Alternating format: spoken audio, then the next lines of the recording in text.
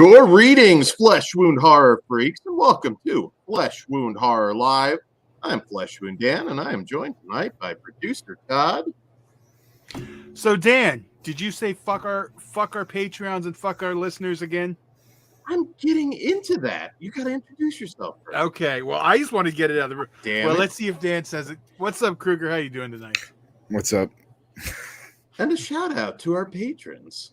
Actually, you know what? I don't want to do it now, Todd. Why don't you do it? God, you know what? It. You don't even know why I'm shaming you, do you? No. What did you have a 7-day deadline on? Uh-oh. Or you were muted the whole show. I don't know what the hell. Oh, Done. Jesus. You fucked up, Dan. You had one job. Are you going to, if I bring you back on, are you going to apologize to our Patreons and our listeners for not creating your letterbox? Okay, I'll bring you back. So I meant to, and I didn't. But it bullshit artist. It was just. I know it's the fact I didn't remind him every day the whole week. He didn't. So there you go. So yeah, apologies to our. By the end of this week, or we're taking one of your nuts. Damn. We're gonna ban the hat. Is this sponsored by the cartel now or something? Jesus Christ. No, I'm gonna fucking cut it off and then sell it to one of our patrons. That's fucked up. I don't know which one of you guys are gonna want to buy that, but I'll give you at least a good price. There's at least one in the chat that probably would. But yeah. So, anyways, with all the threats of violence out of the way, Pugs couldn't make it tonight. He's busy putting together a deal to buy Twitter. But he said he wasn't coming on unless you had the letterboxed. And I said he's not going to have the letterboxed. That's because you didn't. You literally the last time you brought it up was on the show, so I did forget. So what? I have to fucking hold your dick when you piss? This is letterboxed. I mean, it's like a phone thing. It's all phone, bro, right? I guarantee you when you get the app, you're gonna be like, oh fuck, I should have been doing this a long time ago. It's you can log all your movies and shit that you watch. It keeps track of all the ones you watch in the year. Yeah, it's helpful. You can keep not like an app to for your collection, Dan. I know that's what you're thinking. Yeah, if you want to put everything in, it's more just what you watch and rating them. So you wouldn't put something in there you hadn't watched yet. And there's like a lot of lists too. Like you can go and like search AD slasher list, and there'll be like 100 fucking different people that made their own list of their favorite AD slashers. Shit like that.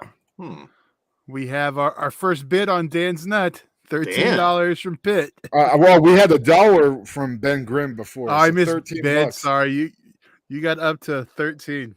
13. All right. Well, messed up. I think we can make that happen, Pitt. Damn, shipping's gonna be more than that to Norway, though. What the fuck is your nut like heavy as shit? Like this is great for. I could probably get away with sticking in an envelope. Zombie 7979 said, Todd, why do you have to hold Dan's dick when he pisses? I fucking have the same question. So it doesn't rub against the floor. That's exactly why. It's because he's incapable of doing anything on his own. He misses and just pisses everywhere. Oh.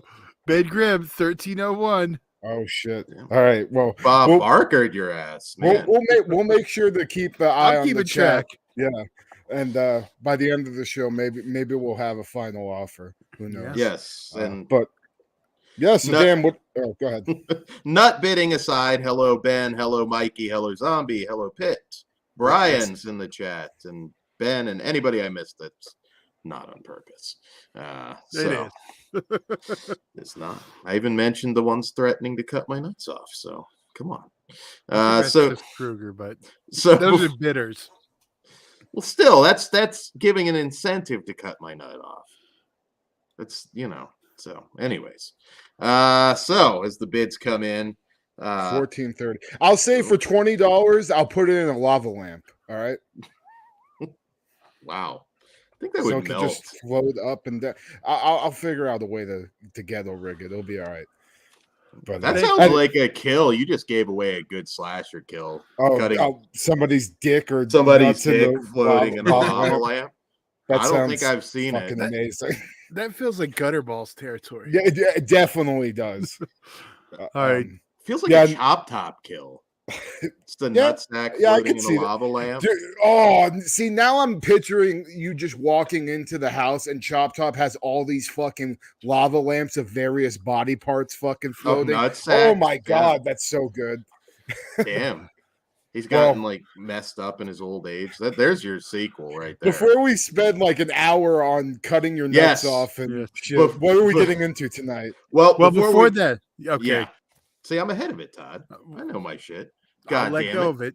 So immediately following this live show, we will be on Patreon. The link, if you scroll up to the top of the chat, I just is there. posted the direct link to the actual post. Oh, sweet. All right. So there you go. We will be having a live commentary for Piranha 3D. We will be live. It's a fun movie. So come hang out with us. And that is available to all tiers. So yeah, patreon.com/fleshwoundfeatures. And if you don't own it, it's streaming on the Stars app. I think you get a week trial. So if you don't have it and want to follow along, there you go. There you go. There you go. And if you don't have it, you probably should. Yeah, it's worth it. It's worth it. I'm going to be watching it in 3D. I don't know how this shit's going to work, but I'm making it work. Ooh, that will be interesting. I'm kind of you'll be jealous when I'm reaching out at Gianna. I haven't watched it in 3D since the theater, and that's one of the few things I enjoyed in 3D. Well, My Bloody Valentine too, but yeah, I don't, and I'm not a 3D guy, but I did enjoy that. Yeah. So, all right, without further ado, let's since it's Easter, let's kick it off with something. Easter's upon us. Let's kick it off with something festive, and that is the brand new slasher Easter Bunny Massacre from director Jack Peter Mundy. And in this one, a night of wild partying to celebrate the end of high school turns deadly when one of the classmates is murdered. With no one having a clue who killed her, not wanting to destroy their own lives, they bury her body and tell everyone that she simply ran away. A year later, the remaining friends are mysteriously invited to an Easter celebration. They arrive believing that the mystery has been haunting them for the past year will finally be answered. Unfortunately, they're dead wrong. All right. So we were talking right before we went live. These are the old $10 Walmart Temptation DVDs. Which sucks is because the trailer made it not look like that at all. Like it actually looked like it had a decent little budget behind it with what the trailer looked like, especially because the killer didn't look, complete generic. But yeah, as soon as like prior to us watching it for the show, I was at Walmart looking through shit and I saw it on the shelf and I was like, oh fuck. Like this is not a good sign already. It looks like, I don't know if it is, but it's looks like from the makers of Robert or some of the Krampuses. What was the one recently I said we just watched one that was just like a Robert movie? So this director right now has about 5 films in Walmart, including Dinosaur Hotel, Jack and Jill, Amityville Scarecrow, which I'm sure we'll probably cover at some point on our I'm Amity, and a bunch of others. It's him and this guy Scott Jeffrey, who also produces a lot of films too. In fact, I believe yes, he's a producer on this as well. So these two are very prolific in at Walmart. It's always like ITN distribution. Yeah, and say what you will, I mean, hey, they're cranking out content. We know worse filmmakers doing more. Looking at you. Fuck it. I'm not even a name drop him. But he knows who he is. Oh, yes. So, since I have a feeling there's not going to be a lot of nice things to say, I'll just get one nice thing out of the way. Solid enough setup. Kind of the typical Agatha Christie scenario. Very familiar. I know what you did last summer. Yeah, I know what you did last summer. Very familiar, and that's great. I wasn't expecting anything original necessarily from this. After the solid setup, yeah, it's a rough one. This is a good example of just modern day B movies that just missed the mark. it's not the worst thing ever made by any means. We've watched worse from quite frankly this company and the same producer.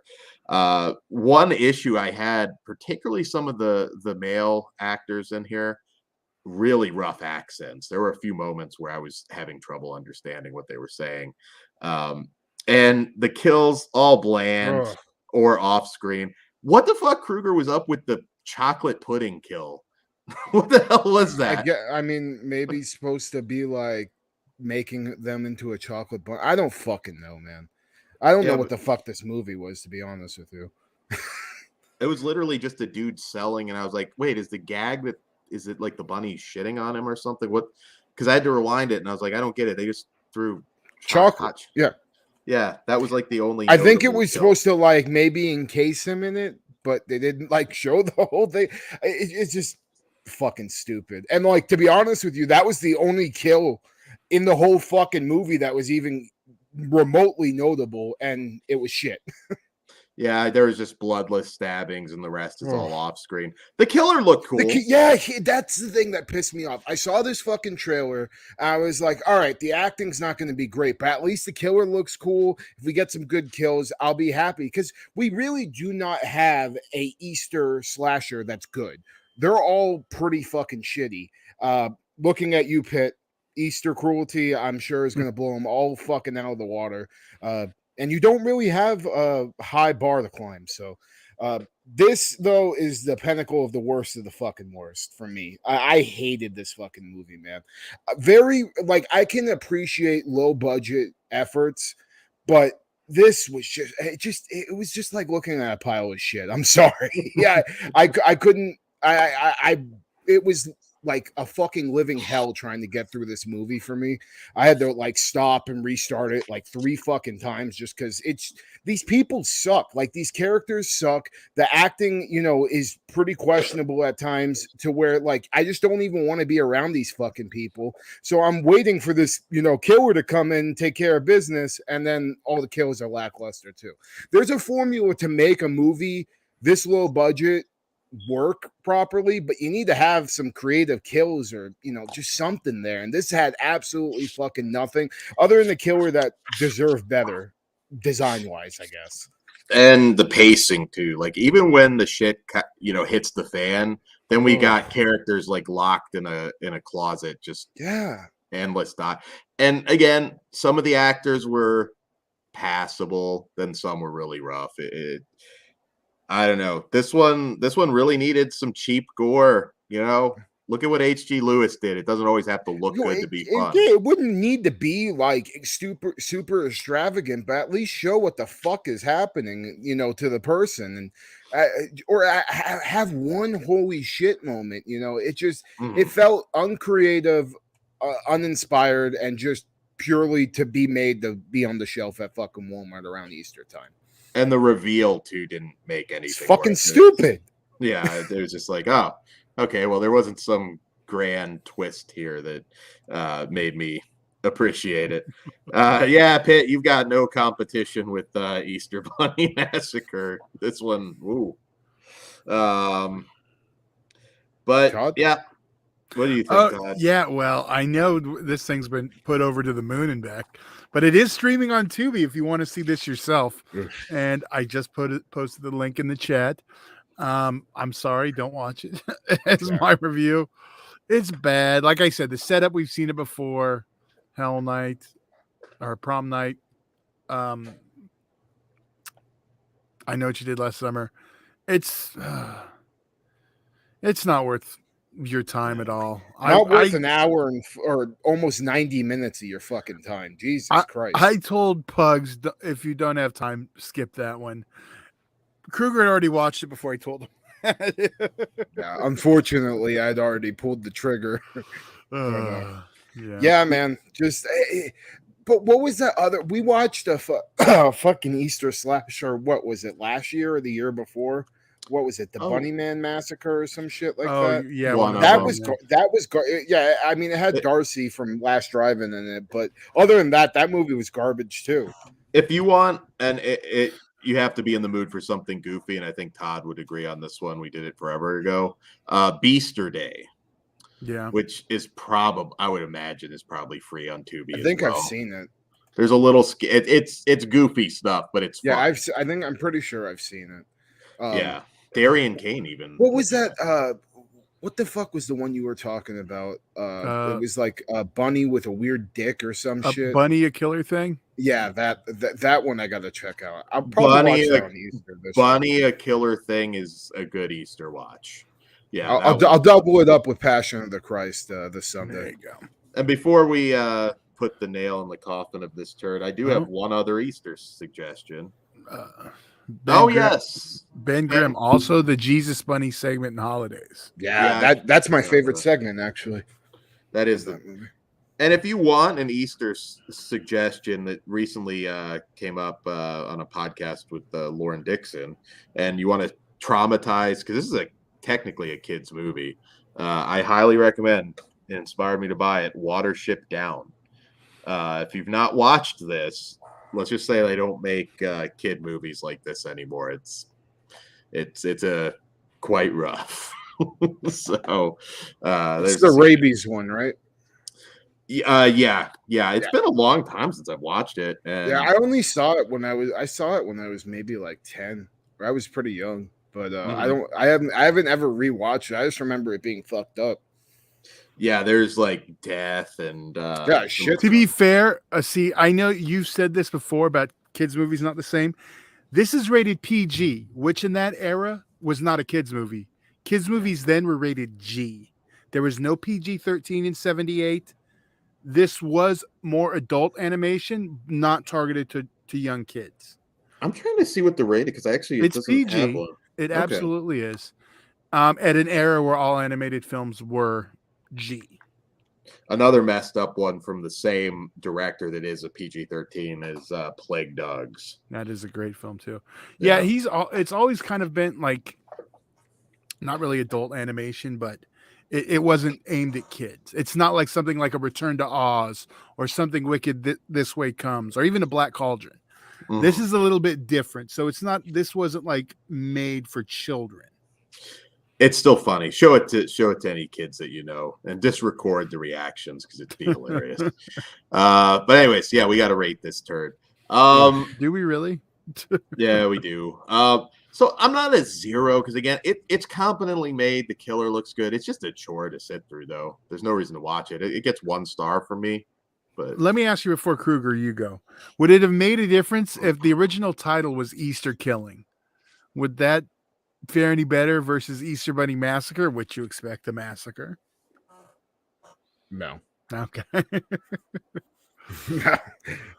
Me, I'm a fucking 0 out of 5. This doesn't even deserve a half star for me.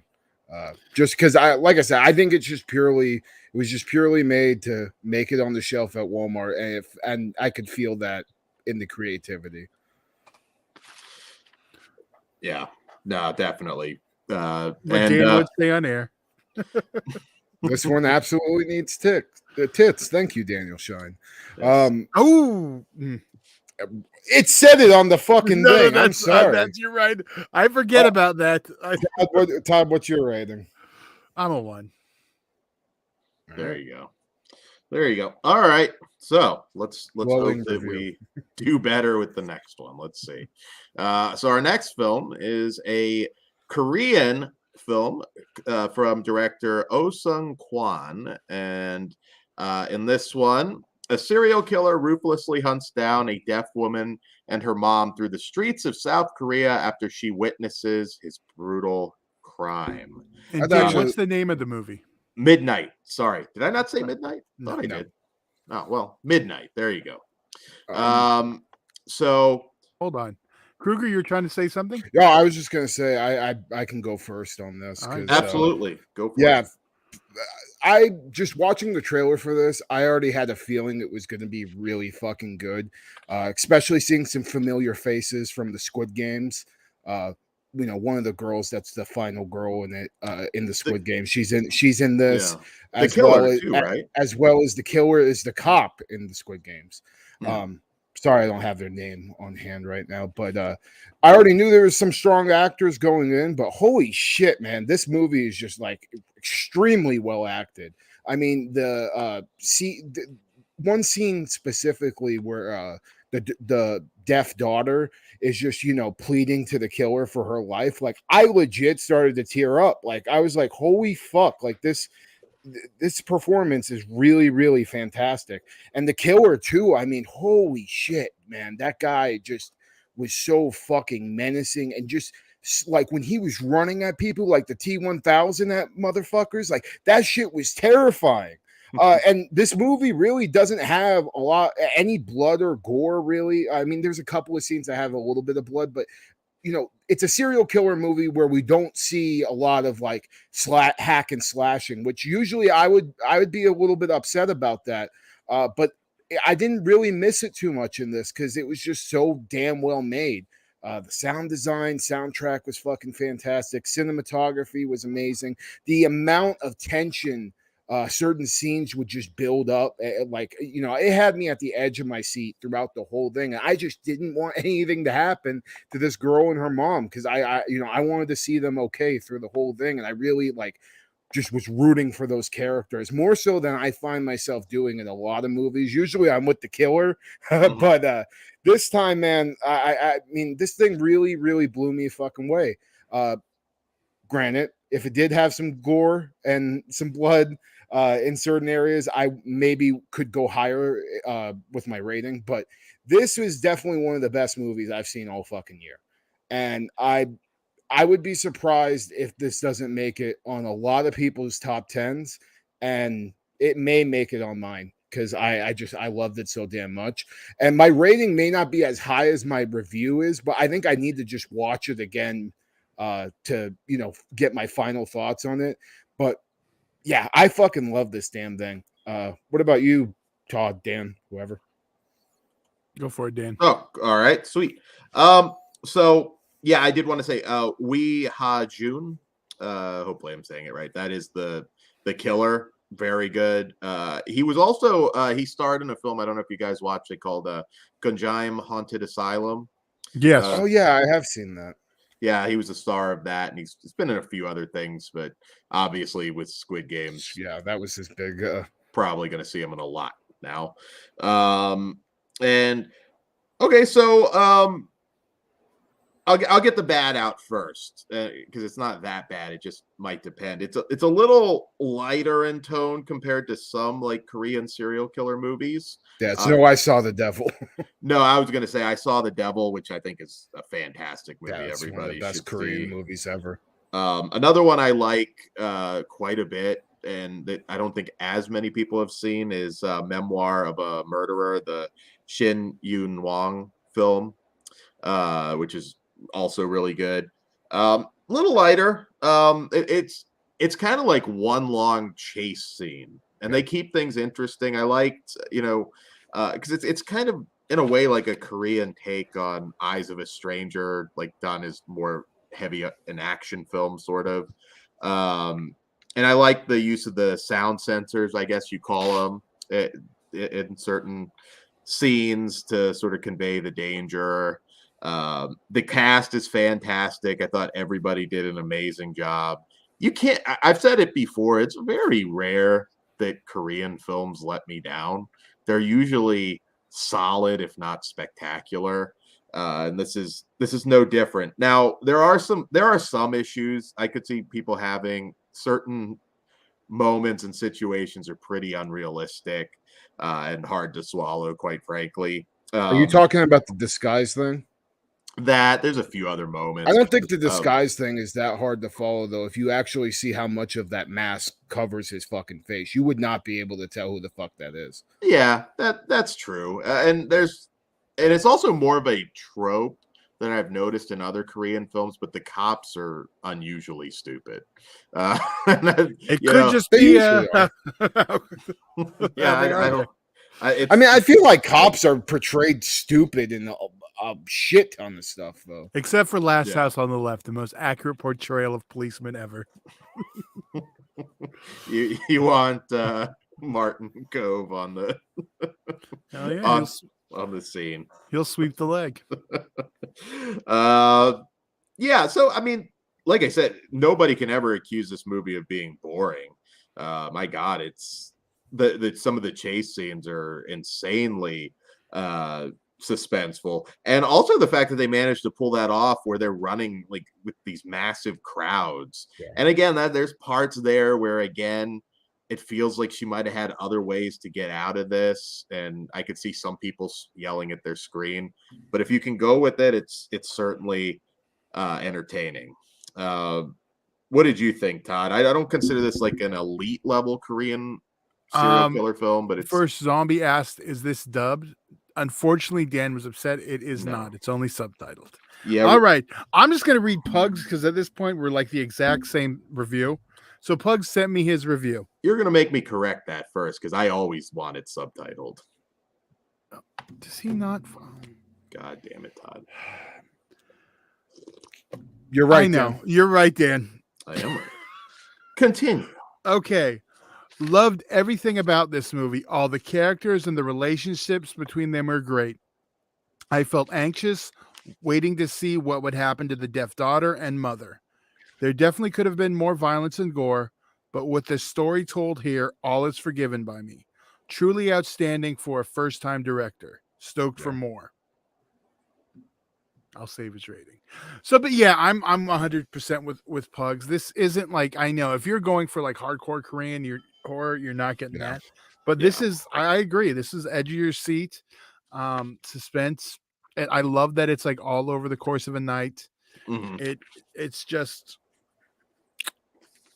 when we saw the trailer, I was like, okay, that looks cool. But I ended up loving this movie also. So yeah, I think this is going to be one of those ones where you'll probably at least like it.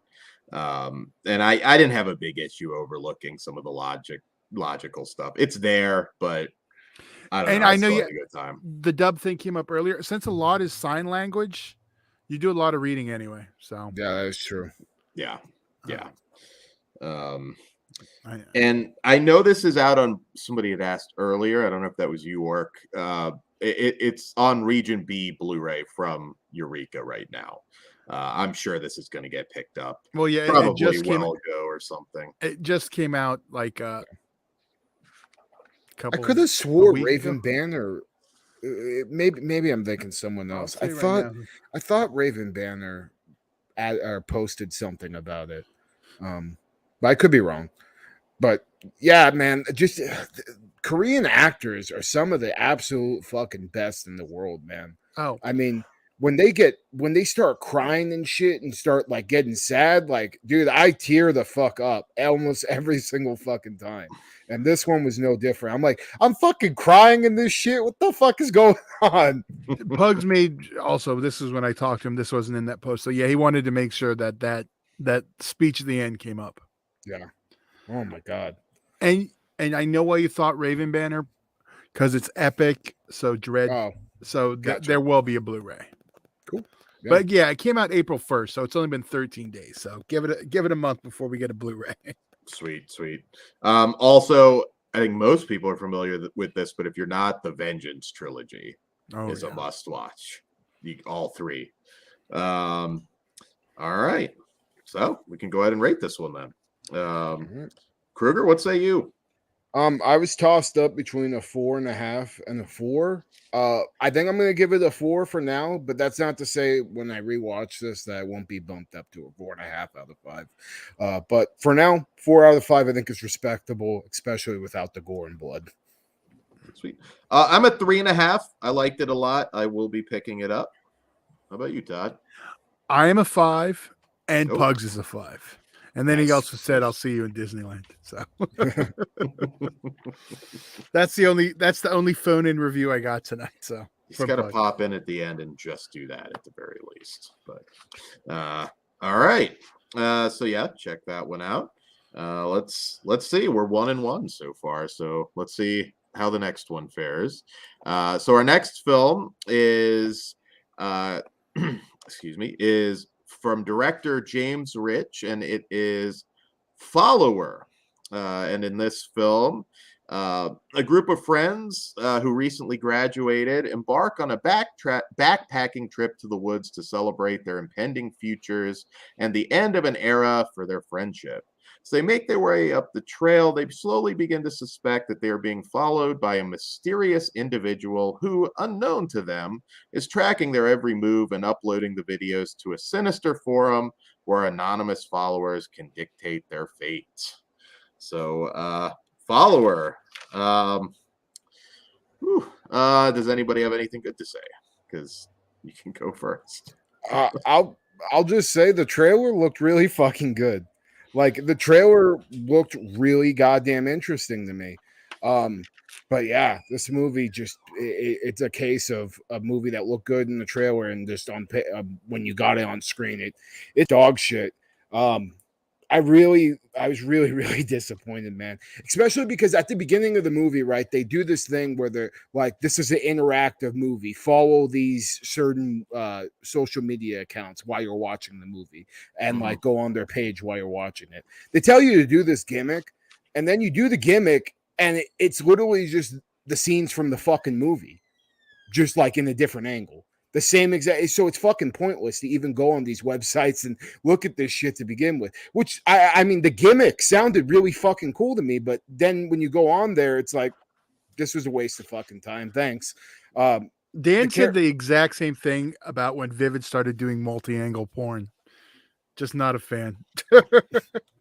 Well, I'm just saying, like, if they would have added a little something to it, like the killer fucking putting his thumbs up at the camera after or something like that, but it was literally the same exact fucking scene. You would see it and then it would happen on the fucking phone and you'd be like, what was the point of this stupid shit? The characters I thought all sucked. They were super unlikable. I mean, oh my god. And I know you had the problem with the chicks from I think it was The Seed, Dan. But man, these girls are like infinitely worse as far as social media fucking being annoying bitches. I was just, God, I couldn't stand these women. The killer, the concept of this killer like live streaming him stalking and murdering these women, I think it almost looked like a 4chan site that it was on. I really liked that concept a lot. And like I think they had something there, especially in those shots where you see those guys in their fucking underwear with the wolf masks, watching on their, like they had something there, but then they just execute it like shit. This killer is terrible, and what ends up the final act is just the whole movie felt pointless to me. It's like, and there was actually a funny final shot of this dude in the mask in his underwear, like looking at the screen, like, what the fuck? And that's how I felt when I watched this movie. Like that guy in his underwear just sitting there like, the fuck was that? So yeah, it was definitely not a good time for me. Ooh. Well, this one's Ben says I watched Followers. This was totally mad. Dan, you need to read it first. I'm reading it. Was totally mad. Made me really want to go tent camping. If you've ever gone camping like that, I always feel like I'm being watched. Yeah, that's true. I want to do more tent camping actually. But so Follower, man, it makes you root for the snuff producers. I mean, those characters were dog shit. And quite frankly, it's not even a particularly gory movie, so there's not at least that satisfaction about the kills are terrible. Yeah, I mean they're just basic. I mean, maybe there's one like arrow kill that looks okay, but I mean it's nothing. It's nothing to write home about. And there is some off-screen stuff too that really infuriated the fuck out of me. Oh, and and this is a type of movie where you have to at least like someone.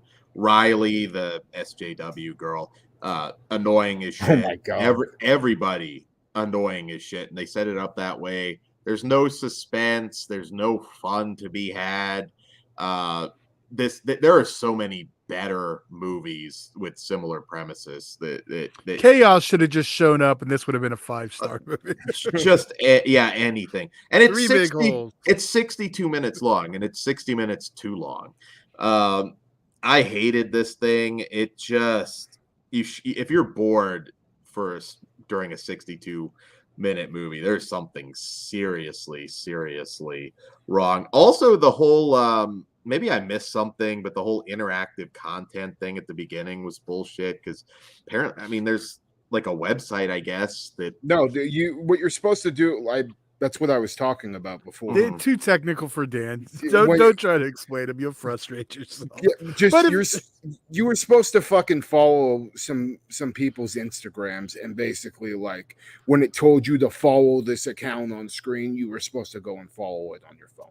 Ah, okay. Well, Dan's too all good right. for Instagram too. So Not too good for Instagram. I think Yeah, I that's our had next one. shaming. I just set it up forever ago. But anyways, yeah, I dislike this one more than Easter Bunny Massacre because I wouldn't go that far, but I really didn't like this one either. I think it would have worked. I don't know if it would have been good, but it would have been much better about half the time, maybe a third, 20 minutes short. Yeah, a short would have been fine. The director actually did a short before. I don't think it's the same exact premise, but it was called Followers. okay. And that was wait, which one was it? Oh geez, he's got a few of these. Follower, okay. I just can't think of any reason to watch this one. Yeah. I can't even. No, because it never pays off what it promises. You know what I mean? Like you're in this to watch some shit happen, and it never does. And the final act is just like me banging my head against the wall. Like, this is what we fucking get after waiting all this time. Yeah, no, I don't want to give anything away, but let's just say extremely unsatisfying. Yeah. Not that it could have salvaged the whole movie, but at least I'd have something to say. It's a waste of 62 minutes. Yeah. At this point, I'll go build some armor for my nutsack in that time rather than watch this movie. Yeah, I was surprised too. I thought this one might be fun. Yeah, I do think I saw that evil bong set on the computer screen from one of the wolves, though, oddly enough, which was interesting. But I don't know. that one, that one or the actual set. The one that you can, the most visible one in your. Oh well, no, that's the replica bong. Oh, never mind. Okay. Well, either way. The other one's up there. You can't see it. Always repping the bong. Somebody should definitely take this concept that this movie had, though, and like go do it right, because there is something here, but it's just not executed. There's a lot of snuff themed horror movies, though. Like, it's just don't bother with this one. Yeah. Castelar Garcia, welcome. I don't know if I've seen you in here. Says Torment with Catherine Isabel is way better. Yeah, I remember that being entertaining. I think we reviewed that once upon a time. But you know what? He also called out a really good Easter film. Here we go. Oh shit! Yeah, Critters 2. I don't know why I never think about to watch. I watched it last year for Easter because it doesn't have Easter in the title, and it just happens to. Yeah, but it is. So it's my favorite of the series. So no hate there. I'm still mad she didn't turn into Freddy Krueger, but almost. So I guess we'll go ahead and rate Follower. I'm a 0. I can't think of any reason to watch this movie. It's dog shit. How about you guys? 0. I'm actually a little bit higher. I'm a 0.5 out of 5. Oh, You went and fucked up the whole thing. A half star. Half star is only for the concept, though. Execution. Yeah, I get that. There you go. All right. So, moving along to our next film, which was a theatrical release from now available on digital. Now available on digital from writer-director Iris K. Shim, which was her directorial debut. And in this one, Amanda and her daughter live a quiet life on an American farm. But when the remains of her estranged mother arrive from Korea, Amanda becomes haunted by the fear of turning into her own mother. So UMMA was like one of those movies that just kind of came out of nowhere. Like I didn't even know it was coming out until like it was basically out. And I should say before I get into it, I don't think anybody would confuse it, but there's a 2009 Bong Joon-ho film called Mother that is really good. throwing out alternate suggestions, not to give my review away here, but so I'll start with the good first. Sandra Oh, very good actress. Dermot Mulroney, of course, who was in a really good episode of Into the Dark, where he played like the evil dad, I believe. I can't recall the name, but it was the Thanksgiving one, right? Yeah, maybe. It was the second episode. Yeah, so good cast. Very short movie. Man, I was surprised. This movie is just, it's like a watered down, bland, generic version of Hereditary. It's just very predictable.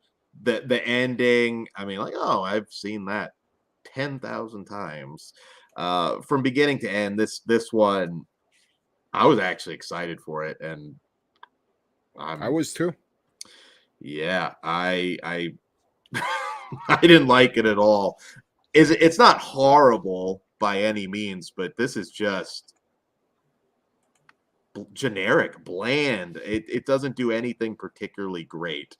Some moments with Sandra Oh and her mother might be touching for some people, I suppose, but yeah, this just like, I can't think of one particularly great moment in this film. I will struggle to remember this a week from now. Thank God it was one of the last ones I watched, because if we had like a 2 weeks, I'd be struggling to remember it. We do get a CGI fox, I guess, with multiple tails. I guess that's but cool. You don't get, like, watching the trailer, I saw that, and that's what made me interested more than anything, because it just looked like your typical paranormal bullshit movie. But to everybody wondering, the nine-tailed fox is in it as much as you see in the fucking trailer. It's like barely even a part of the story. Yeah. Yeah, which really fucking sucked. That was like literally the only reason I wanted to see this fucking movie. I didn't really like it that much either. I agree with you 100%. Generic, and it just, I don't know, it just drags. And there was stuff happening still, but it's just like, oh, I've seen this fucking scare before, like 1,000 times in 100 fucking American movies. Like, it didn't feel like they brought anything new to the table. I personally thought that maybe it wasn't the acting, but it was the dialogue. But certain pieces of dialogue just seemed unnatural, and I don't know. It was just, this was a weird one for me, because like going in, I thought it was just going to be like way fucking better than it ended up being. Final act was pretty disappointing, and you really need to feel for this relationship between the daughter and the mother, and I really I felt more for the mom and her relationship with her mother, right? UMMA or whatever her name is. But with the other daughter, like, I didn't feel that really much of anything at all. And the relationship just seemed a little bizarre. I mean, granted, it's supposed to be bizarre in the story, but did you laugh when the slap and then she like just hauled off and hit her back? I don't know why. It wasn't supposed to be funny, but it made me laugh. I mean, I guess a little bit, but just overall, there's so many movies that do what this tried to do way fucking better. And I think if I would have saw this in the theater, I would have been really, really fucking upset that I wasted my money on it. Now, that was me. I went to the theater. Yeah, shout out to Todd for letting me know. Hey, don't waste your free ticket on this shit. Yeah, I believe I said you won't like it because I'm like the only one here. Apparently, I'm not the only one here who liked it somewhat. Ben Grimm actually said, I actually liked UMMA. I had personal ties to it as the son of an illegal immigrant who doesn't speak English as a first language. I'm also Americanized and don't speak the language. I liked it coming from a different country and religious angle. I think they could have highlighted some of that better because, like, yeah, you do feel bad for the backstory of the mom and everything, giving up all of her dream to come to a place where she's abandoned, doesn't speak the language. And there's like a moment where they speak towards the end where it's like, okay, I can see they're trying to pull on the heartstrings a little bit, but man, it just doesn't do a very good job of it. I mean, it's competently made, but see, for me, this was only a small step up from even watching like Easter Bunny Massacre. Like it's I can't better, say that. I better like made, but boring. I like the characters. I don't think it covered any new ground, but I did like the characters. And it's funny because I normally don't like religious stuff, but maybe it's just I don't like American religion bullshit. Because it didn't bother me. Yeah, I didn't love it, but I didn't hate it. It's something I could watch again. It's kind of similar with Separation. That one I liked, I didn't hate, but I need to rewatch it again. I'm Yeah, I told I watched need this to over Separation. Yeah, I know we I'm reviewed told it. I need to rewatch that. Somebody told me that the other day, Yeah. and I was like, oh, maybe. But yeah, I don't know. This I'll forget about this in a week. For me, it should have been better. And again, the ending, like, oh my god, I did pop. standard as fuck. I did pop for the Evil Dead shout out though. Oh, yeah. Sam Raimi produced. Yeah, well, no, there's like a little homage. I don't know if you guys caught it in the final act, but there's a Which one homage was- to the poster, the original Evil Dead poster. Oh, yeah. I was expecting more sizzle in the end too. Like it's a very For sure. Oh, okay, that's it. It's like that's exactly how I would have expected it. Yeah, it felt like it was building to something big, and it never really gets there.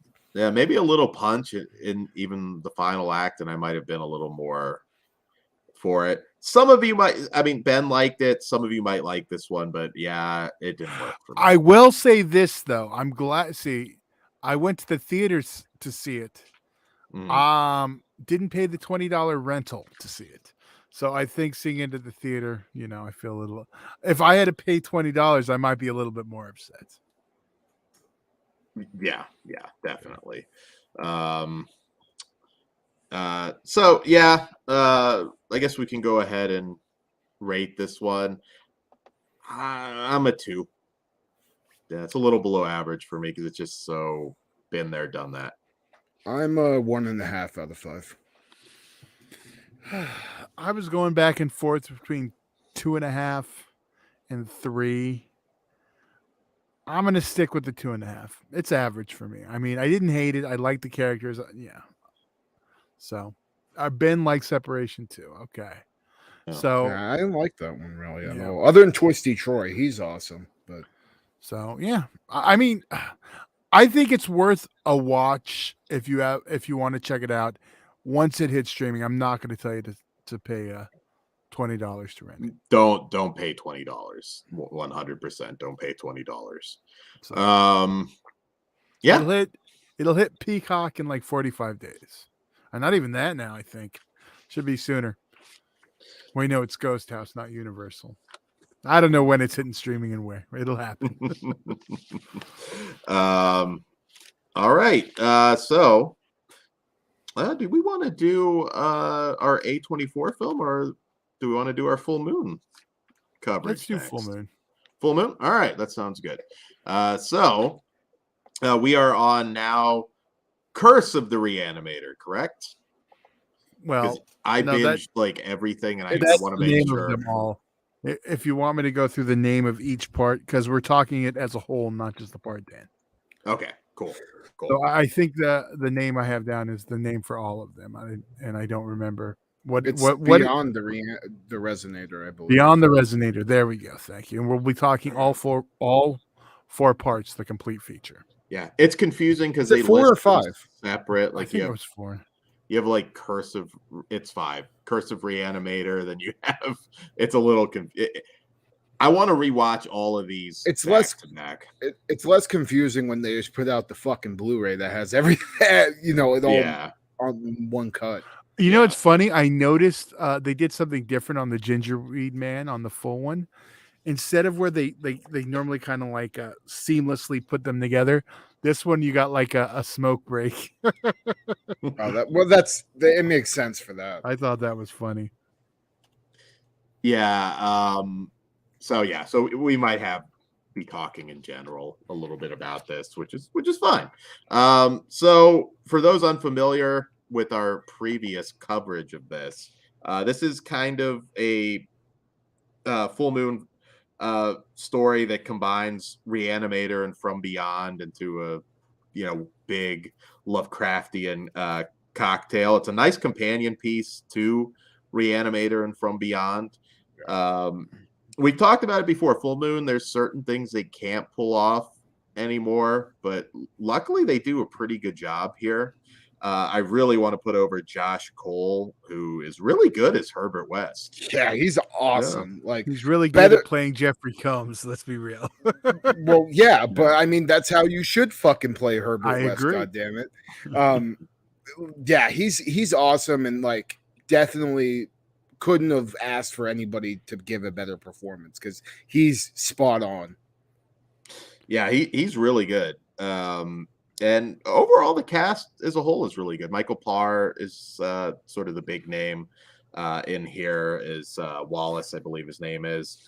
Yeah, I mean, you get a reanimated koala bear.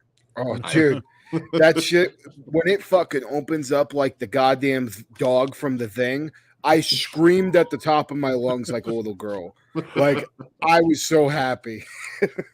I like, what was his first line? Happy rebirthday, Marsupial. Yeah, it was just good fun. I do want to confirm there was 4 episodes in this one. The first part 1 is 2 episodes.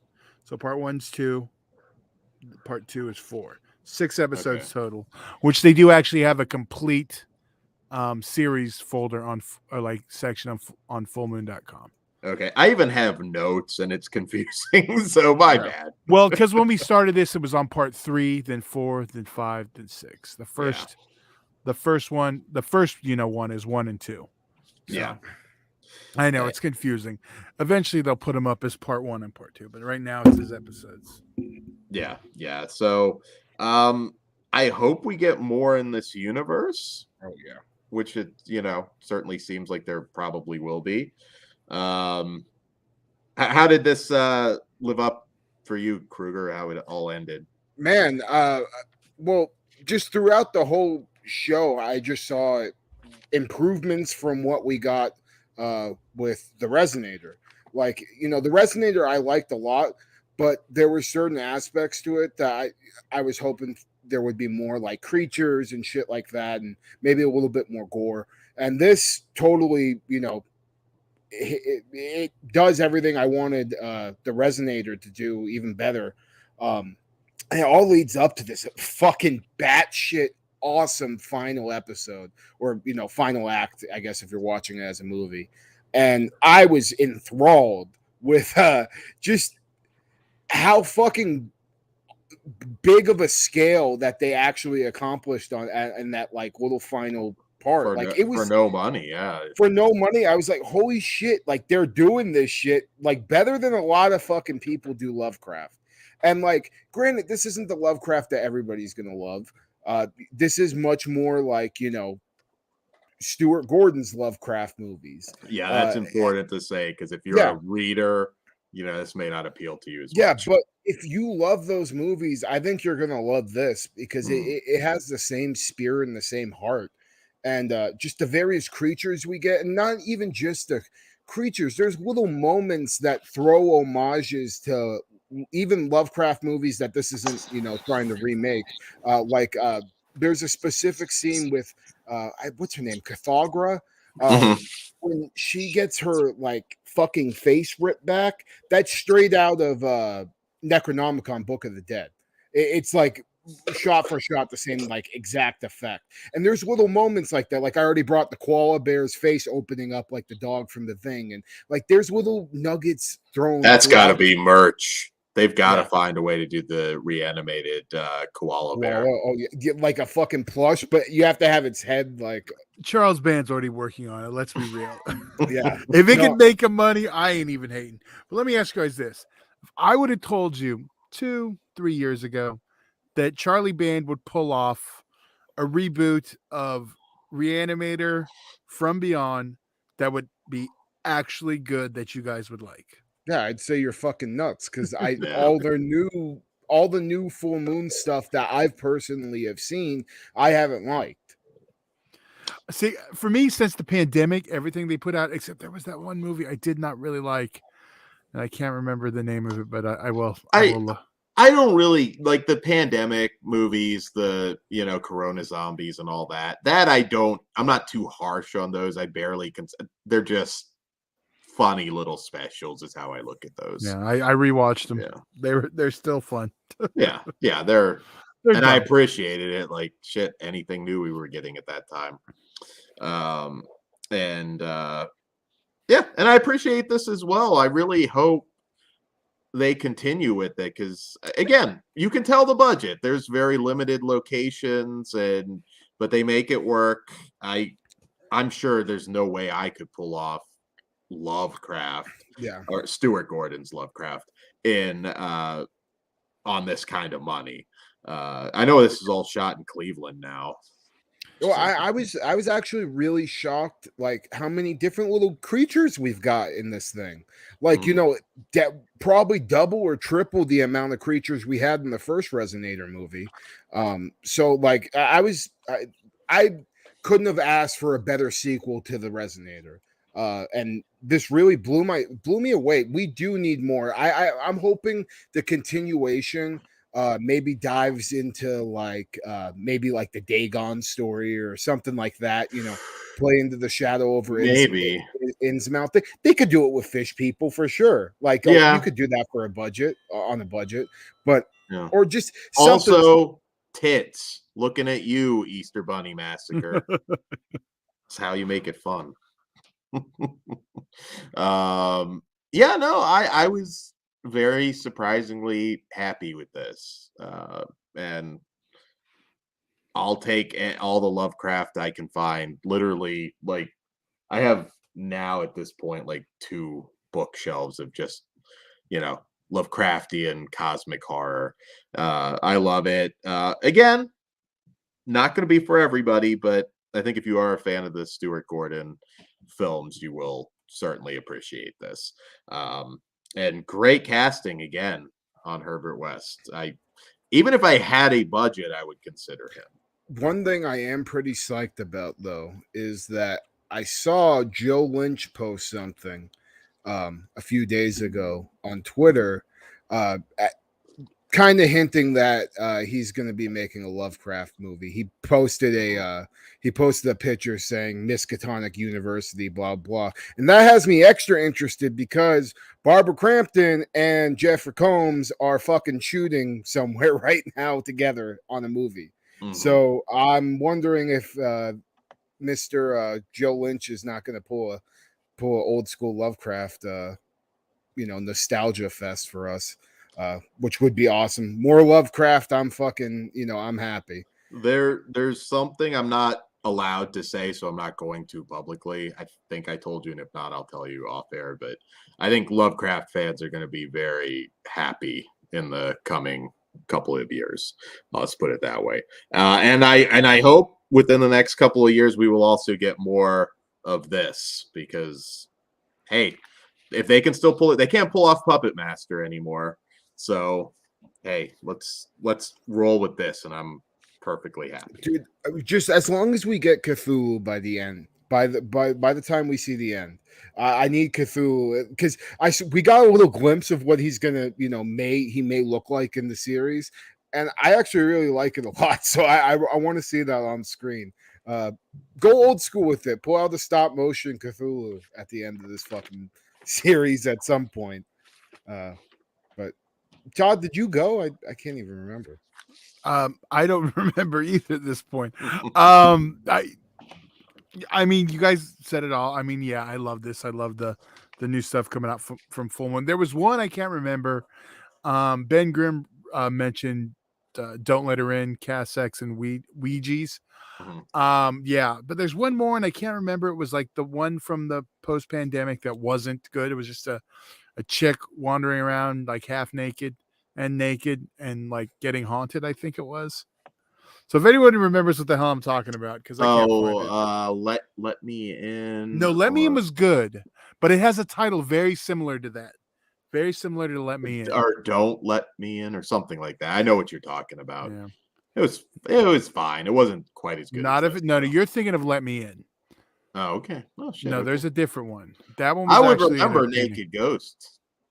Yeah, we didn't review this one, Dan. I watched and was like, oh, this is garbage. Okay.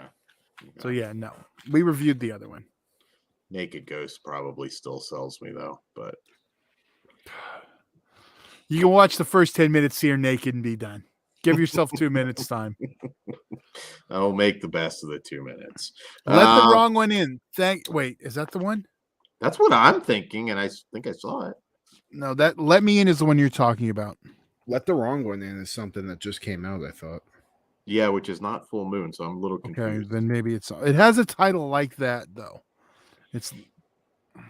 Don't Let Her In is the one we watched and reviewed. Yeah, I'm gonna keep doing research. Yeah, I loved it. It's been great. I mean, you guys put it, yeah.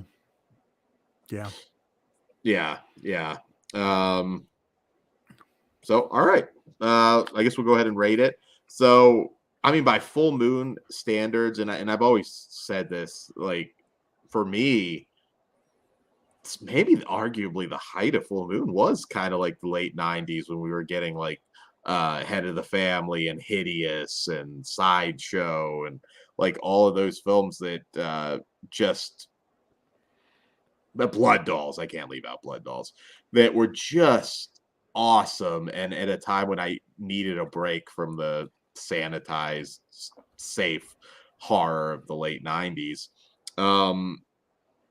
This is a step in the right direction for Full Moon again. I'm happy to see that they can still put out entertaining content. So for me, it's not perfect, but it's a lot of fun, and I give it a 4. I'm with you. 4 stars. Count me in. 4 stars. There we go. All right. So moving on to our A24 film for the evening, which I don't want to get ahead of myself. So this is from co-directors Dan Kwan and my namesake Daniel Scheinert, director here, who also directed. That was all you, Dan. I'm just saying that one. That's Daniel Scheinert. That's the name of the director.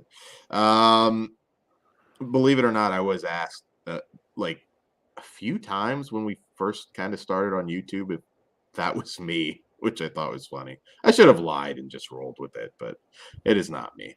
So I don't know. That picture looks pretty close. I can't place what he looks like, honestly.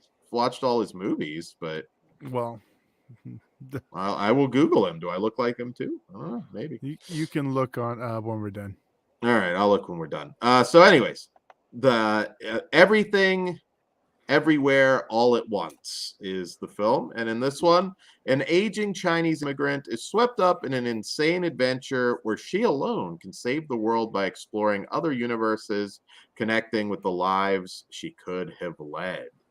Okay, so this stars Michelle Yeoh, and Jamie Lee Curtis is also in this one. And who? James Hong. James Hong. Okay. I'm gonna go with Ki Hu Kwan also. Dr. Jones. See, I tried not to say it racist, but hopefully I did that okay. No, it was. But that's okay. You didn't mean it. Yeah, James Hong, who, oh my God, is he a legend at this point? I want to say he's like 90 years old and still going strong. But so anyways, I saw the trailer to this. I won't lie, if it wasn't A24, I might have missed it because I was like, I don't know. You miss half the A24s anyway. I love my A24, sir. Name their 2 TV shows. I don't watch the TV shows. I said I don't watch the TV shows, and one of them's Euphoria, right? That's the one you know. The other one, go fuck yourself, Todd. I did know it. That's not the one, Dan. That's the one everyone knows. Euphoria doesn't seem that appealing to me. I've heard it compared to I can't remember.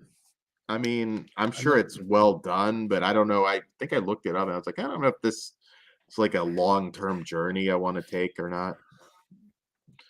Is there any love for Euphoria in the chat? Should I be watching it? If you're an A24 fan, you should be. Well, go fuck yourself, Todd. I know, half fan. Keep going. Anyways, so the concept alone, some of the alternate dimension stuff. I've watched a lot of movies like that kind of at times feel like the same movie. Guys, I'm gonna tell you right now, this is a fucking awesome movie. Not good, but great.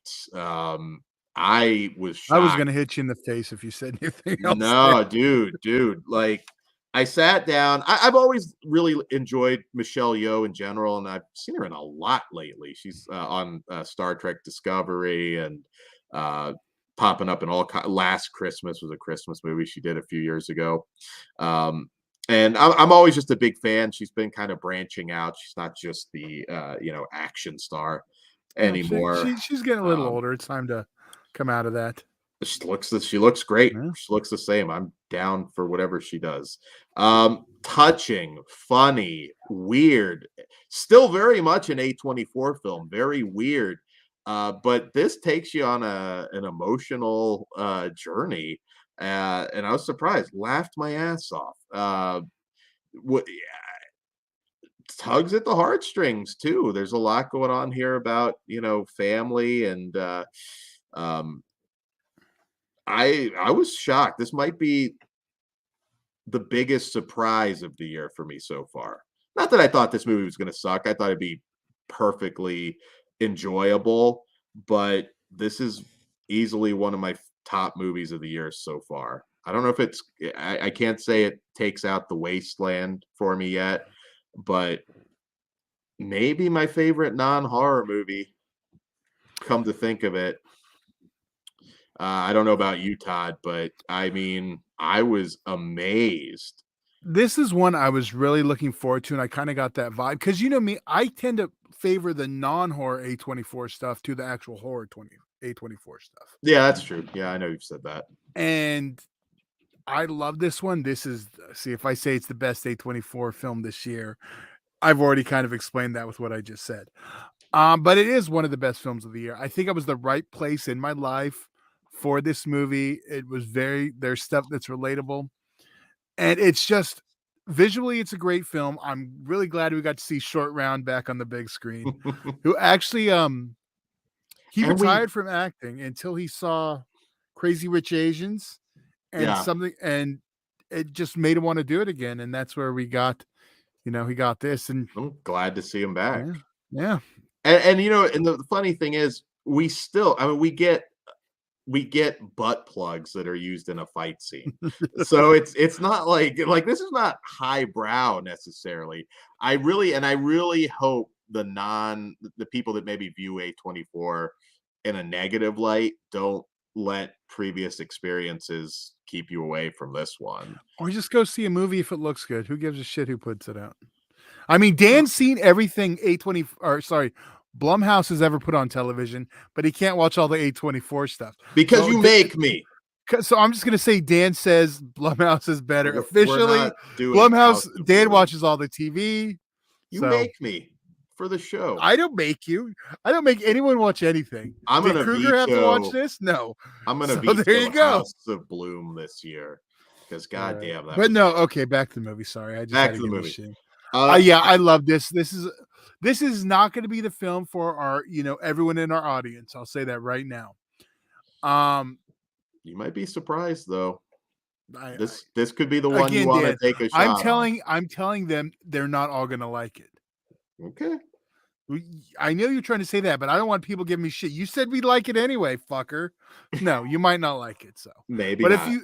if you like some of the non-horror A24, or if you just like weird cinema in general, it's worth checking out. It's not like a lot of indie stuff where it's trying to be. It's not pretentious. I'll just go with that. It's a good film. It's a great ride. Story about family. Yeah, it's really simple, even though it's batshit. You know what I mean? Like the message is pretty universal. And yeah, man, I am very glad that I went to check this one out. I don't want to give too much away. So I was like, go see it. Go see it. Yeah, take a shot on this one. And I say it every show, but any of you that do watch it, please like weigh in because I'd be curious to get your thoughts. I could see this being like a Back to the Future for like this generation. I don't know that far, Dad, but well, I like it better than Back to the Future. Well, no, that's fine, but I don't think this is going to hit that level of no, success. not that level of success, but this is going to grow a big cult following. I think it'll get a call. I don't know about big, but I think it'll definitely have a diehard sector. I'm going to be positive and say big, but not right away. I think this will be the one that we, in a decade, will look at, and a lot of people will still be talking. So far, everybody that I've heard that's seen it, like on Twitter and shit, like I think I saw Mike Flanagan say it's one of the best films he's ever seen and shit like that. So yeah. Are you going to give it a shot, Kruger, because of all the high praise? Probably not. Like, to be honest with you, the concept doesn't seem like something that I'm going to be interested in. And hearing that it tugs on the strings and shit, unless it has blood and gore, I don't need any sad family shit right now. I get it. Yeah. I think that's what worked for me right now. Yeah. Like I said, if you think it looks too weird from the trailer, then it's going to be too weird for you. Well, and I like weird, but this is a movie that, like, I'm not in the mood to fucking go and cry in a fucking movie unless, you know, I'm watching, I'm on like a thrill ride with a serial killer or something like that. I can't put my emotion into that shit right now. I get it. All right. Well, Dan, do you want to rate it? Yeah. 5 and a strong 5. I will. This might be like Midsummer where I own 3 copies of the movie if I have to. I don't know if there's gonna be some director's cut. I will buy it and I will be good. I shouting this one from the rooftops. It blew my mind. And yes, it's weird, but don't be, if you're gonna be adventurous with the movie and jump outside your comfort zone, make it this one. I'll just throw it out there. I will say make it this one if you just feel like I want something different. I think this is going to make a lot of fans. So I agree, except for the fact I still think if the trailer does not look appealing, you're not going to like it.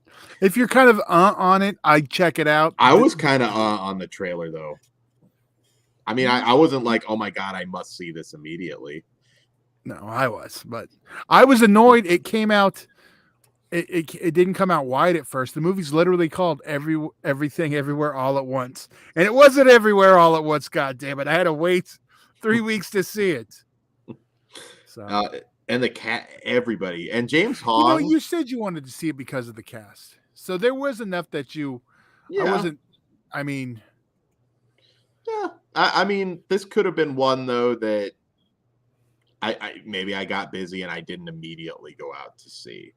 I was pushing for it. Yeah.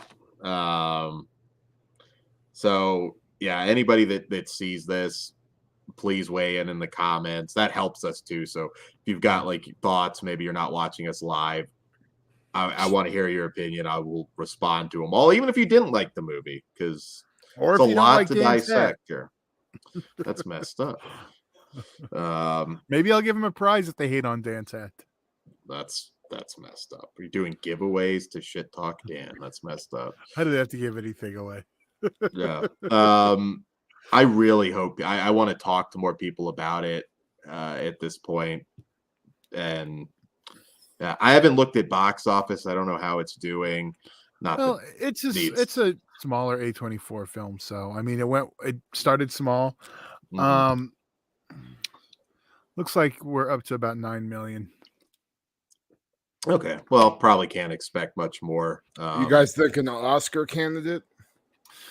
I think it's too weird for Oscars, honestly. Would it deserve one? Absolutely. Would it deserve? Yeah. Well, yeah, I'm saying though, do you think it's one that they may actually throw up there?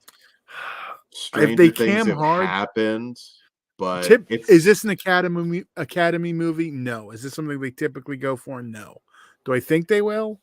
Maybe in like some technical categories.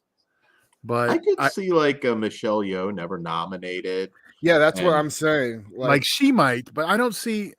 I know. I still stick with. I think this is going to be too weird for the Academy. It won't get Best Picture. I don't think. I'll be shocked if it's Can, nominated. can I just call? I'm gonna call it now because Okay. I feel like I haven't even seen the motherfucking thing, but from what everybody is reacting to it, I'm just gonna call it now. It's gonna win at least one Okay. Academy Award. No. Now it's not opening. I mean, it's literally opening right after the Academy Awards, so it has that disadvantage. Going against it. That's true. You like being like it's for consideration, but hopefully people don't. I don't think people will forget. We had some this early one. ones last year, but it normally is. They normally load those movies like towards the thing. And if you can bring Ben's comment up that I just noticed, Ben Grimm, first movie featuring a butt plug to win an Oscar. There you go. I'm trying to think. I thought you were talking about the other one I wasn't going to put up. So. I've lost track of the chat, but Don't worry about it. But Ben agree, probably. If we got fucking what's that fucking movie where's Pugs for me to fucking go off on it? Which Fucking the one that won the Oscar that shouldn't have. The year after Straight Outta Compton. Get Out. There we go. That fucking movie. I still like Get Out. Should have won Well, Best Picture, no, but yeah, okay. Maybe I'll rewatch it. I didn't. When I watched that movie, it affected me big time. Like when I first watched it. On some rewatches now, I don't think it's as good as everybody plays it up to be. Especially considering I've watched them and them like takes everything Jordan Peele tries to do with. You mean us? No, them. On the TV show. On the TV show Them on Amazon Prime. Okay. Basically is what Jordan Peele like really wishes that he did, I think, with some of his movies. And it is way more effective because they really just don't fuck around. They just show it to you as disgusting and terrible as it is. And I think that's the best way to, go about that stuff. Granted, Get Out, it does have its moments, but I just looking back, like when I first watched it, because I hadn't seen anything like that in just so long, it really affected me a lot. But then now watching it, it's like, yeah, it's a really good horror movie or psychological, horror movie, but it's also not as like great as everybody makes it out to be either. It's not like something like I look back at stuff like Midsummer and Hereditary and The Lighthouse and stuff like that, and that's stuff that like tight. those are top tier, and I think a lot of people put Get Out kind of up there with all that stuff, but I don't think so. Maybe back then when I first saw it, but not now after rewatching it so many times. Yeah. Are you excited for Nope? Oh hell yeah. Fucking aliens, bro. Like, even if that wasn't a Jordan Peele movie, I'd be fucking excited as hell because I just love aliens. So I'm very, very excited to see where that's gonna go. I'm hopeful. Yeah. Looks good. We'll see, but I am hopeful on that one. I don't know, but I do really, speaking of aliens, like we need to get the Independence Day 3 now with Will Smith smacking the fuck out of an alien. What was it, Todd? I would keep my name out your fucking mouth. I've been saving that for someone to bring his goddamn ass up for 2 weeks. Oh, what was the comment? I don't even remember now. Do you think we'll see Will Smith and Chris Rock in a movie? Like it feels like that would make a shit ton of money if they could just do it. Yes, Get Out is the evil white person movie. Yes. Look like racist. We'll just go with that. All right. So Ben Grimm, I have a feeling we think it's aliens, but turns into a government experiment thing. That might upset a lot of people. All right. Racist aliens, maybe. Oh god. Yeah. Oh, here we go. White people and black persons. Now, if you want to see that, you got to watch the John Travolta classic "White Man's Burden" from 1997, where all the black people are white, like the roles are reversed. So you get to see John Travolta act like Tupac for like the movie. So it's fanatic level awesome. We might have to do a commentary on that. I think I'd rather just watch Tropic Thunder. Same thing. All right. Don't we have one yes. more movie? We Did have we one rate more this? movie. Yeah, okay. We Five, rated it. five, yes. Strong 5 too. It's a classic. All right. So our next one is our last one, yes, from Netflix. And once again, well, you know what, Dan? Sorry. Before you do it, why don't you pimp what we have coming up? Yes, at the close of this review, we will be heading over to patreon.com/fleshwoundfeatures for a commentary on Piranha 3D. So any patron tier will be able to watch that with us. If you don't have the Patreon yet, it starts at $1. And the movie is streaming on Stars. So if you have Stars, you can watch along. If you have the DVD, Blu-ray, whatever, you can watch along. Stars has a free trial, so if you want to do that, you can watch along too. We're probably going to give about a 10-minute buffer in between just so we can set up and be ready. Yes. So you'll have plenty of time for that. Plenty of time. And I'll post the link back in the chat again. So yeah, we'll try and be within 10 minutes because I gotta grab my dog and use the bathroom. So it'll be Dan, they didn't need to hear what you're gonna do. Bust one out. We get it. Just well, I can't do that in 10 minutes. Bullshit, artist. You were saying 2 minutes earlier. I know. Well, it depends. I'd have to have He's in a romantic mood tonight. Depends. So anyways, our main event of the evening is the Netflix film The Bubble from writer-director Judd Apatow. And in this one, a group of actors and actresses stuck inside a pandemic bubble at a hotel attempts to complete their latest epic, Cliff Beasts 6. All right. So I think you might have suggested this one, Kruger, if I remember right. So what did you think of The Bubble? The first thing I'll say is this through and through is a comedy. Like, it's just over the top, silly as fuck comedy. And for what it was, I had a good time with it. I definitely can understand why this wouldn't be people's thing or why some of the humor wouldn't work for some people, but I don't know what it was. But I was laughing throughout this thing. I thought the little homages we got to stuff like Jurassic Park and we even got like a Shining homage somewhere in here. Like if you're a fan of like genre films, you'll see little things pop up throughout this movie that'll make you go, oh, that's from, Jurassic Park or something like that. I was having a lot of fun doing that.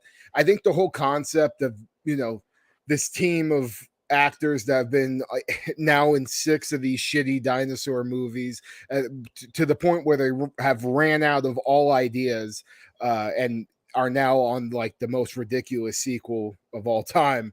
I like that because, we do see that happen with franchises. It's kind of happening right now. With Jurassic. Fast and Jesus.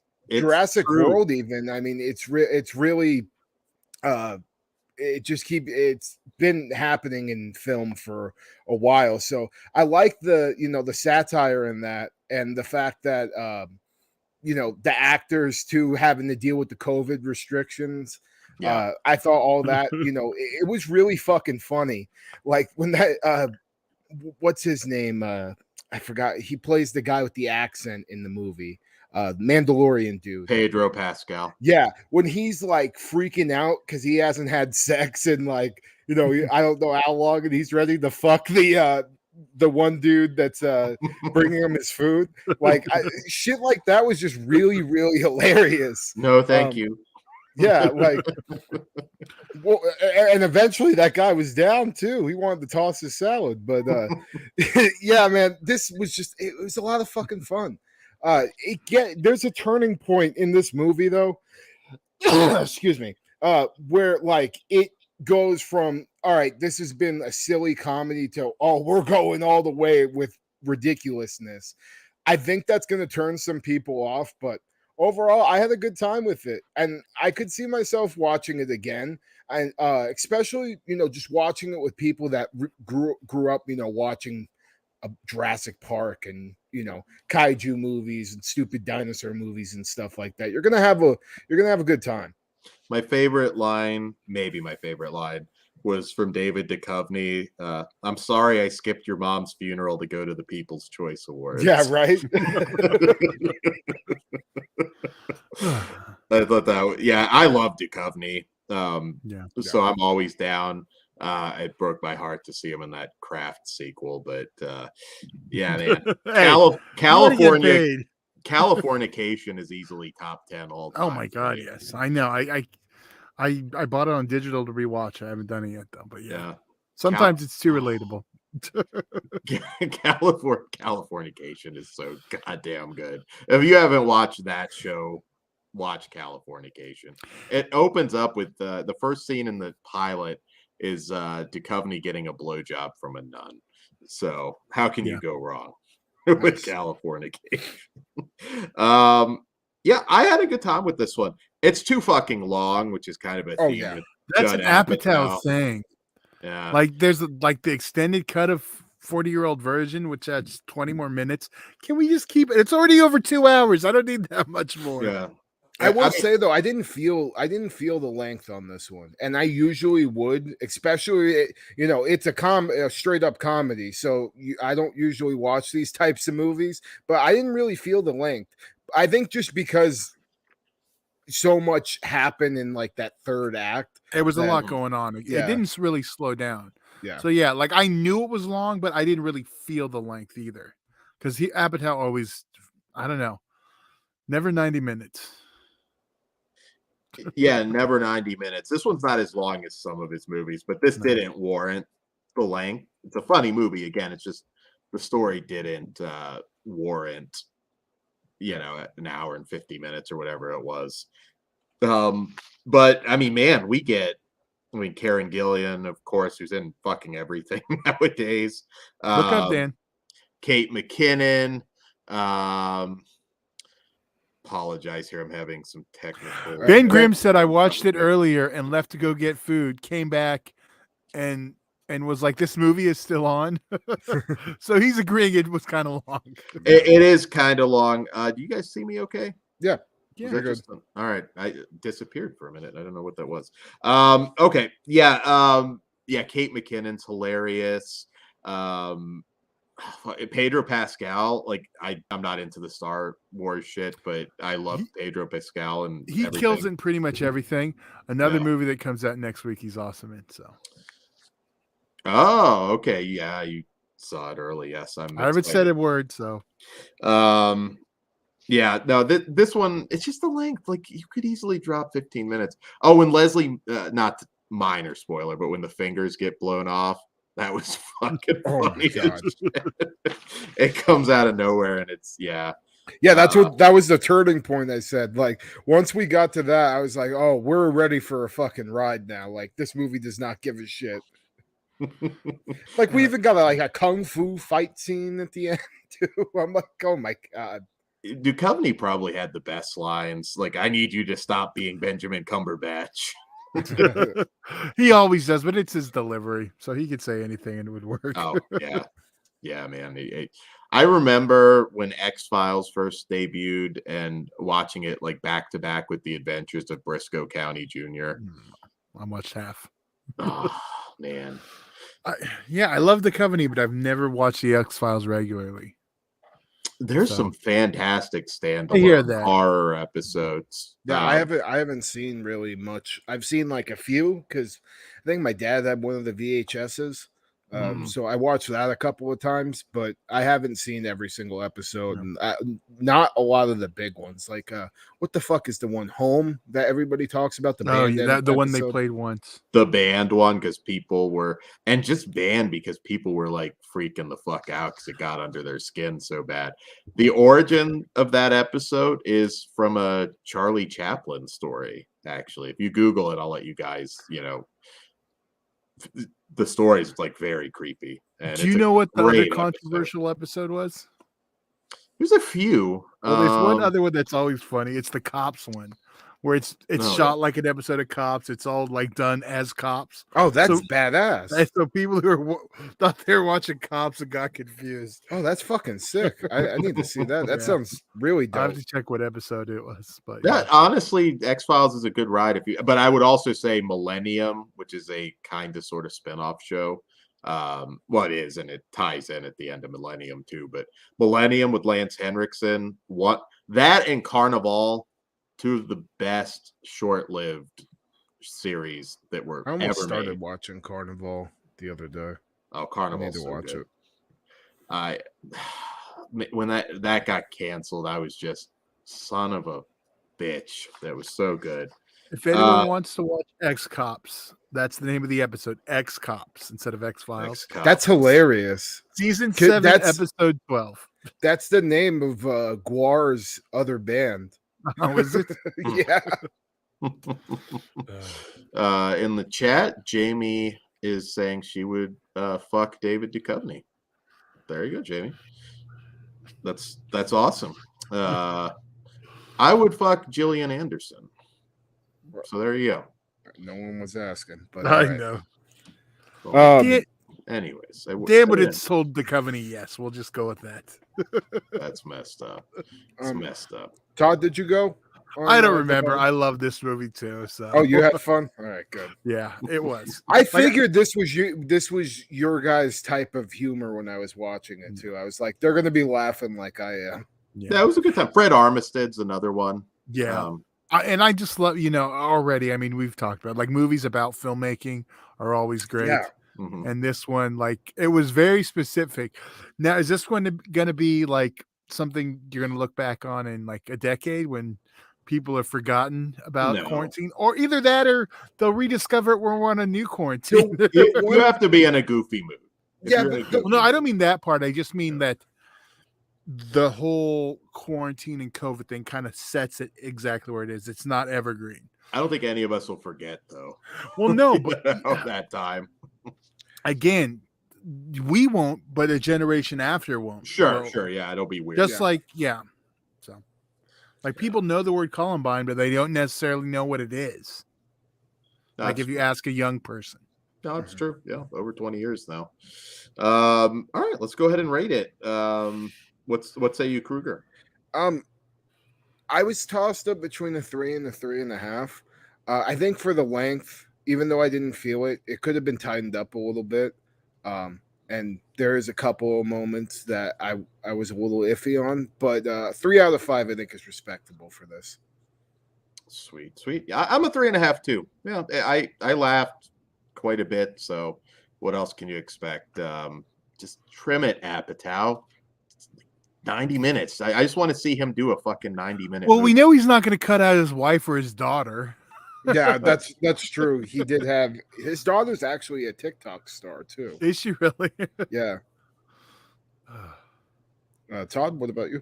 Yeah, I'm 3.5 also.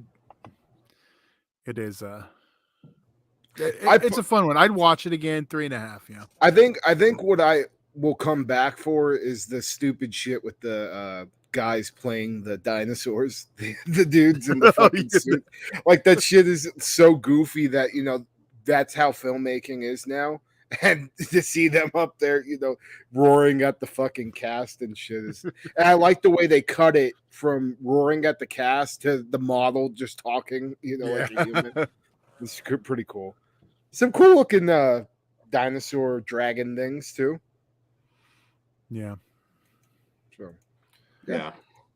Oh, and Jamie, I'm sorry. I read it as you'd ride Mulder's baloney pony, but that's. Yeah, I know. I knew that's not what you said verbatim. Dan's just making it sound less ladylike. Not that there's anything wrong with that. I mean, if you want to jump on it, jump on it. There you go. Yeah, I said Gillian Anderson. I'm throwing it. Yeah, no one cares, Dan. Hannibal. She's hot in Hannibal. I don't understand how you don't like Hannibal. That's another one. I just saw him in that Fantastic Beasts movie. Hannibal took over for the wife beater. Oh. There. All right, we won't get into that. That'll be a whole show. That's a Flesh Team Wound. Aquaman 2. That's all I'll say. Damn. I won't say anything. All the boys So still on love that, Mandy Lane. on that note, guys, be sure right after this, Patreon, once again, and the link is in the chat, and Todd's posted it as well, patreon.com/fleshwoundfeatures.